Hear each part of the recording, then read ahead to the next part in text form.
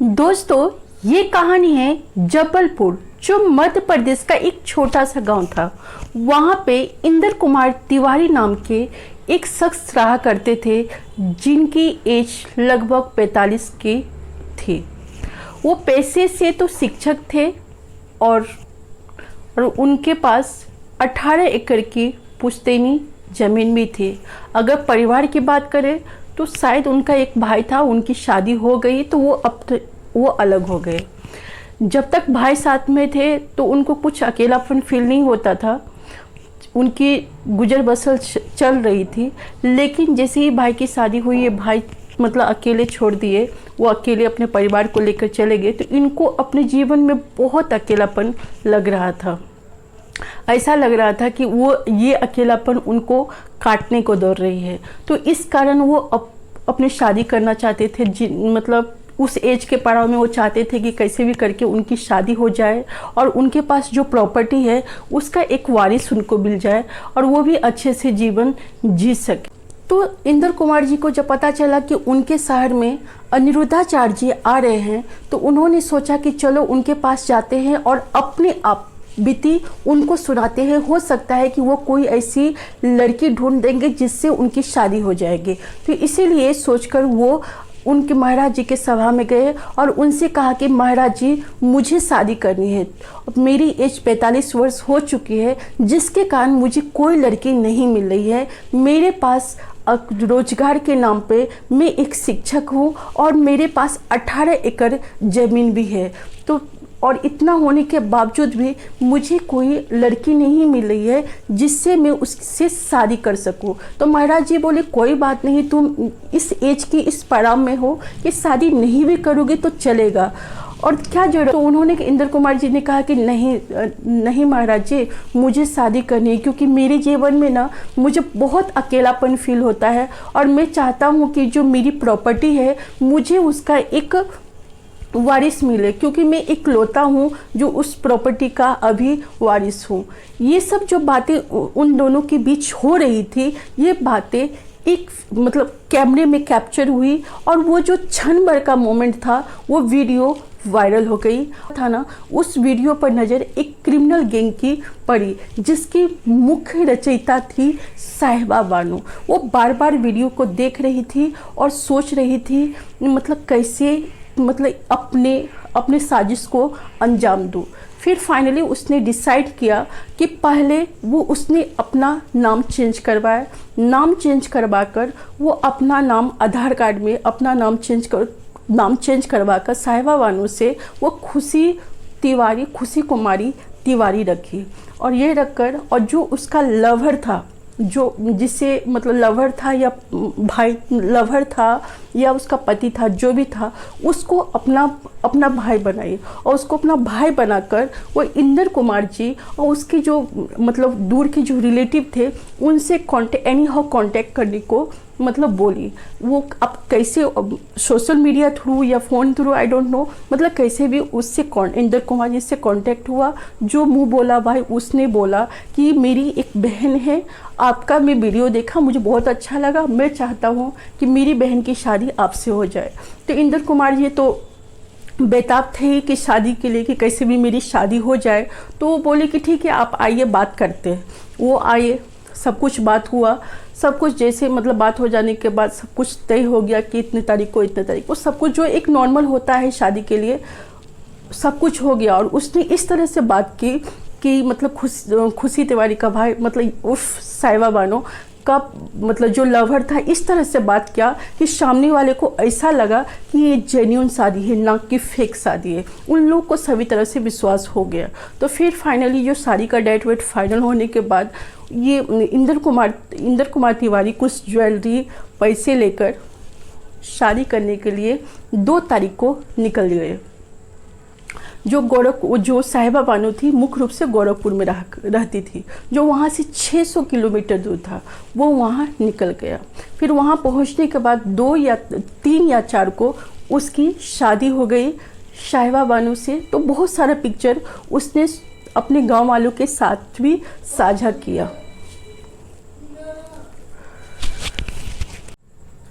Picture साझा हो गया, सब कुछ गांव वाले भी देखे। फिर बात आई हनीमून की। हनीमून पे अभी हनीमून तो होना ही था, तो फिर 5 तारीख को वो लोग एक होटल बुक किए। वहाँ पे खाने पीने का भी प्रोग्राम रखा गया। वो खाना पीना वो लोग खाए, और खाने के मतलब उनके इंद्र कुमार जी के खाने में एक स्लीपिंग पिल्स मिलाया गया, जिसके कारण उनको वो खाना खाने के बाद तुरंत ही उनको नींद आ गया। वो जैसे ही वो बेहोश हुए, वो नींद आया, वो बेहोशी के हालत में ही वो तीनों मतलब शाइबा बानो, उसका लवर और उसका जो ड्राइवर था, उसके लवर का जो साथी था ड्राइवर, वो तीनों मिलकर इसको गाड़ी में बिठाकर एक नाले के पास ले गए और वहाँ पे गला रेत कर इसे वहीं पे फेंक दिया।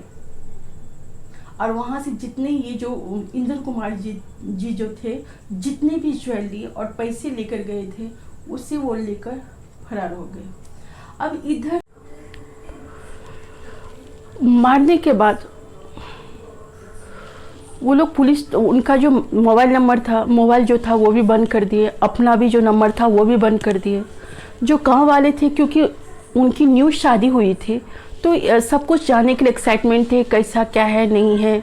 तो कोई उनके जो क्लोज के रिलेटिव थे, तो उनको वो कांटेक्ट करना चाहते थे, इंद्र कुमार जी से। तो लेकिन कांटेक्ट नहीं हो पा रहा था। तो कुछ उन लोगों को ना ऐसा फील हो कि कुछ ना कुछ तो गड़बड़ जरूर है, क्योंकि वो कभी फ़ोन बंद नहीं करके रखते हैं। तो फिर उन्होंने पुलिस में कंप्लेन किया। पुलिस में कंप्लेन करने के बाद पुलिस खोज पड़ताल कर ही रही थी कि 6 तारीख के सुबह एक बकरी चरा रही औरत को वो लाश दिखी। वो देखी जैसे ही, तो देख के एकदम शॉक हो गए, मतलब डर गई, और डर के मारे मतलब सब लोग वहाँ पे जुट गए और वहाँ के पुलिस को बुलाया गया। जब उनकी पहचान करवाई गई तो पता चला कि वो कोई और नहीं बल्कि इंद्र कुमार तिवारी थे। तो सब गांव के लोग देखकर एकदम शॉक हो गए, आखिर क्या हुआ उनके साथ। अभी जस्ट 3-4 तारीख को शादी हुई थी, आज मतलब ऐसा पता चला, आज उनको मतलब जिसकी शादी 3-4 तारीख को 1-2 दिन पहले जिसकी शादी हुई, और आज 2 दिन के बाद ही पता चला कि उसकी लाश मिली। सबको कुछ ये गुत्थी समझ में नहीं आ रही थी कि आखिर हुआ क्या। जब पुलिस को गांव वाले के थ्रू उन ठगियों का जो फोटो सब कुछ दिखा, और उनके गांव के थ्रू जो इन्फॉर्मेशन मिला, उसके थ्रू पुलिस उसको खोजना शुरू कर दिए कल्प्रिट को। और खोज के जितने भी थे सबको खोज के लाए, और उनसे पूछा गया कि आखिर क्या मतलब उसकी क्या मकसद था। तो उन्होंने कहा कि हम लोग को तो पता ही था कि शादी होगा, शादी के समय ज्वेलरी पैसा सब कुछ तो मिलेगा ही, और साथ ही साथ जब शादी होगी तो जब उसके उस इंद्र कुमार जी को वो एक पति की मौत हो जाती है, तो पत्नी का ही सब कुछ हक होता है, चाहे उसकी प्रॉपर्टी जो भी हो, हर चीज़ उसके पत्नी को ही मिलती है। कुछ दिन बाद वो लोग अभी तो फरार हो गए थे, कुछ दिन बाद जाते और प्रॉपर्टी पे अपना कब्जा जमाते। तो ये सोचकर वो लोग ये अंजाम को साजिश थे, क्योंकि वो लोग जानते थे कि वो अकेला है, अगर उसको कुछ हो भी जाएगा फ्यूचर में, तो कोई देखने वाला नहीं, कोई पूछने वाला नहीं, उन लोग को वो लोग सेफ रहेंगे। और क्योंकि अकेला है तो कोई जानेगा ही नहीं, क्योंकि क्वारी नहीं करेगा तो क्या पता कि कहाँ है नहीं है। सब तो सोचेंगे कि वो अपनी पत्नी के साथ घूम रहा है, कहीं पे है, सबके मन में यही होगा। और फिर कुछ दिन बाद वहाँ पे जाती अपने प्रॉपर्टी के लिए, ये करती मेरी प्रॉपर्टी है, सब कुछ बेच बाच के फिर फरार हो जाते। उन लोग की ये मकसद थी। और आखिर वो जो शुरुआत से वो जो प्लानिंग की थी शाइबा बानो, वो जो उन्होंने प्लान किया था उन्होंने, वो सब सही जा रहा था। जितने जिस तरह से वो लोग प्लान किए थे, उसके प्लान के अकॉर्डिंग ही सब कुछ जा रहे थे। इसीलिए वो लोग इतना कॉन्फिडेंस थे कि जो हम लोग सोचे हैं वो वैसे ही होगा और हो भी रहा था। लेकिन ऐसा नहीं, ये तो ज़रूरी नहीं है कि जो हम सोचते हैं वो हमेशा हो ही जाता है। दोस्तों, ये कहानी जब पढ़े या सुना जो कोई सुना, उनके लिए हर किसी के लिए शॉकिंग था। शॉकिंग इसलिए था क्योंकि ये जो चीज़ हुई, ये जो मोमेंट हुई, ये जो घटना हुई, और जिसके कारण हुई, जिस चीज़ से हुई, ये हर कोई आजकल के डेट में करता है। हर कोई अपना personal informations online openly share करते हैं। और आजकल के यूथ तो मतलब इतना ऑडियंस से मतलब रिलेट हो जाते हैं। सोशल मीडिया से इतना कनेक्ट होना या सोशल मीडिया से जुड़ा होना कोई गलत बात नहीं है, लेकिन हर चीज़ की एक लिमिट होती है। अगर हम किसी चीज़ की लिमिट को पार कर जाते हैं तो वो हमारे लिए खतरनाक हो जाता है। आप ये सोचिए ना, एक इंद्र कुमार जी का छोटा सा मोमेंट जो वायरल हुआ और वो उनके मौत का कारण बन गया। मेरे ख्याल से तो मुझे नहीं लगता है कि अपनी प्राइवेट बातें किसी भी सोशल मीडिया पे इतनी ओपनली आप शेयर करो।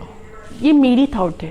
तो मैं आपसे पूछना चाहती हूँ, ये आपके लिए एक सवाल है, क्या आपको क्या लगता है कि हमें अपनी प्राइवेट बातें ऑनलाइन इतनी ओपनली शेयर करनी चाहिए या नहीं?